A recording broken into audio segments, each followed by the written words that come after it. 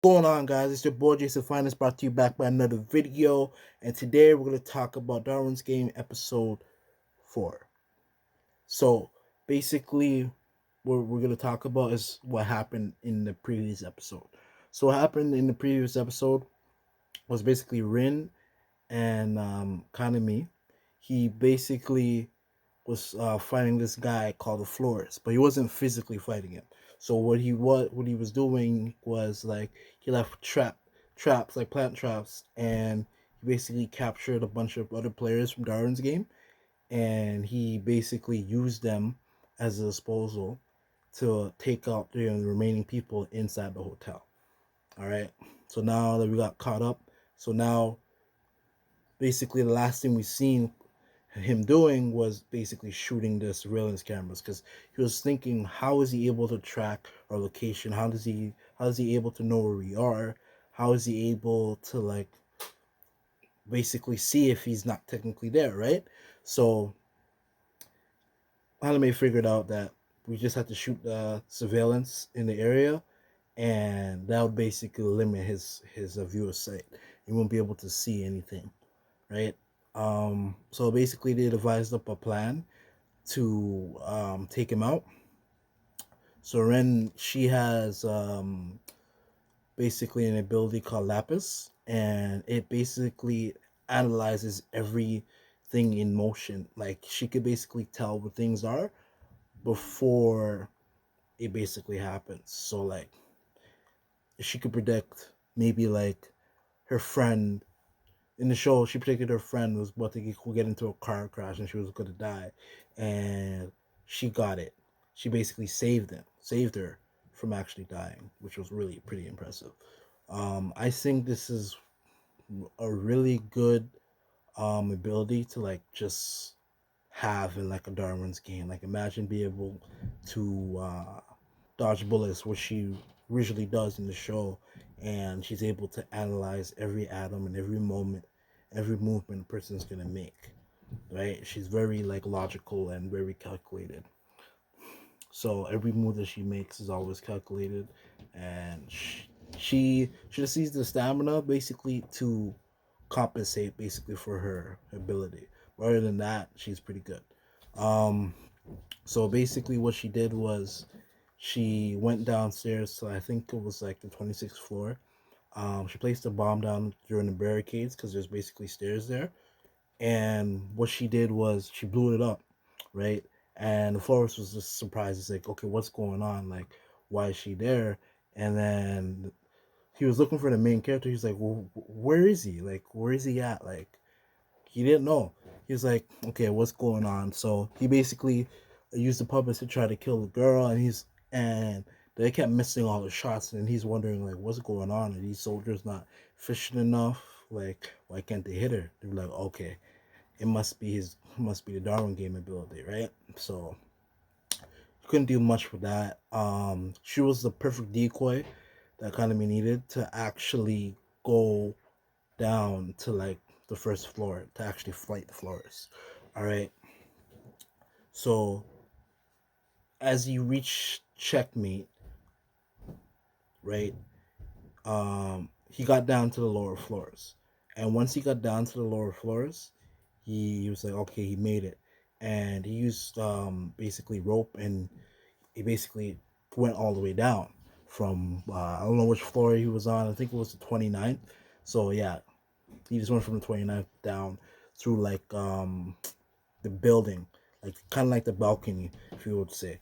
So basically that happened. Um,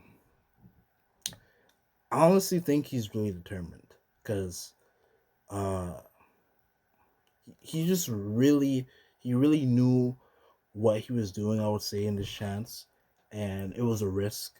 Rin said it was gonna be like at least a 50 to 80% chance of them actually passing and surviving, but like it's an 80% chance of them actually losing.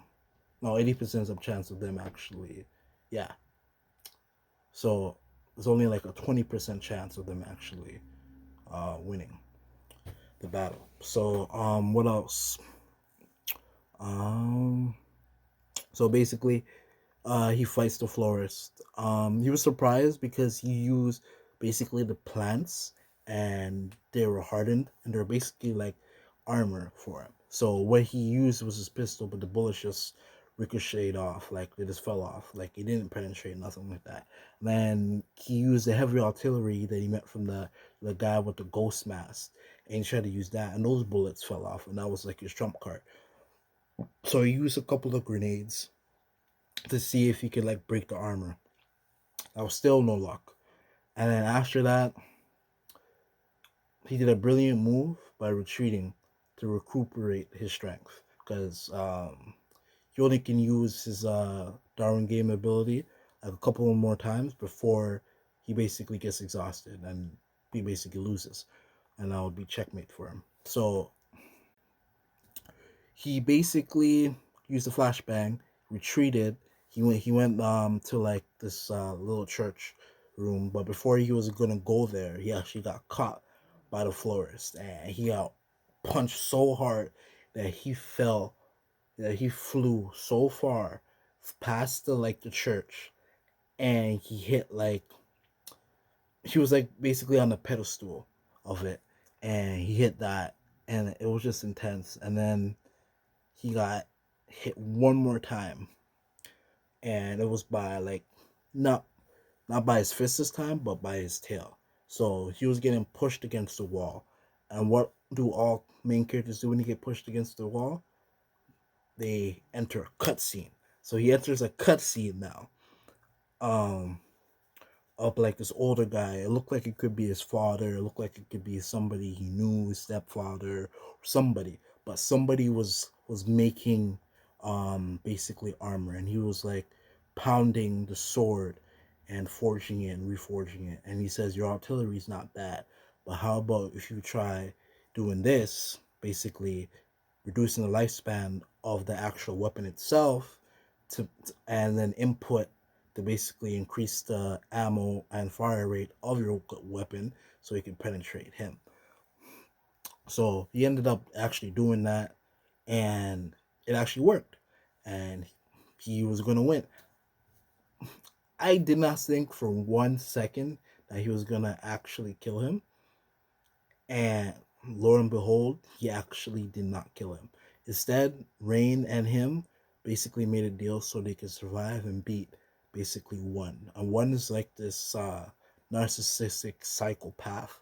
Was He's basically like the king of where they're at, like Sheba, right? He's basically the king of that area. So he, what he likes to do, he gets pleasure in trying to like um slaughter his victims and stuff like that. It's pretty gory stuff. I'm not gonna lie. And he has a we don't know what his abilities is, but we know that nobody is able to outclass him when it comes to a one-on-one. Let alone even people in groups can't even kill him. He's basically like, I wouldn't say a god, but I would say the king of his area, right? Um Also, I'm really sorry, guys. I know it's been like a while now since I released another video. Like I said, I'm gonna try to reduce the quality of my videos, and I'm gonna make sure like I start doing a lot better. And hopefully, you guys will enjoy my content more, and you guys will like and subscribe, like I've been telling you guys. But it's whatever. So I think that's it. Basically, what happened at the end was like they end up kind of like agreeing on forming an alliance. It's not really said, but it looks like it's gonna go there, and who knows, they might actually get the other people that he possessed, and they might join, and who knows what will happen, right? Can't wait for the next episode. Darwin's game is actually pretty similar to anime that I know of. It's called Gantz, if you guys ever heard of it, and it has like the same type of background, which I won't really get into because if you don't read the manga, you won't know. But yeah, you guys definitely look up into that. If you guys like this video, please like and subscribe, comment for more, and also, guys, please don't be afraid to send to smash that like button and also comment and think of what I could have done better in this video, or if I ever missed anything, you guys just let me know. Be like, hey, Jason, bro, you actually missed this. I was really excited for you to say that or mention that or anything like that. So you guys let me know. Um, and I'm gonna start uploading more continuously, and my quality is definitely gonna go up. All right, that's a promise, guys. Stay safe. Take care.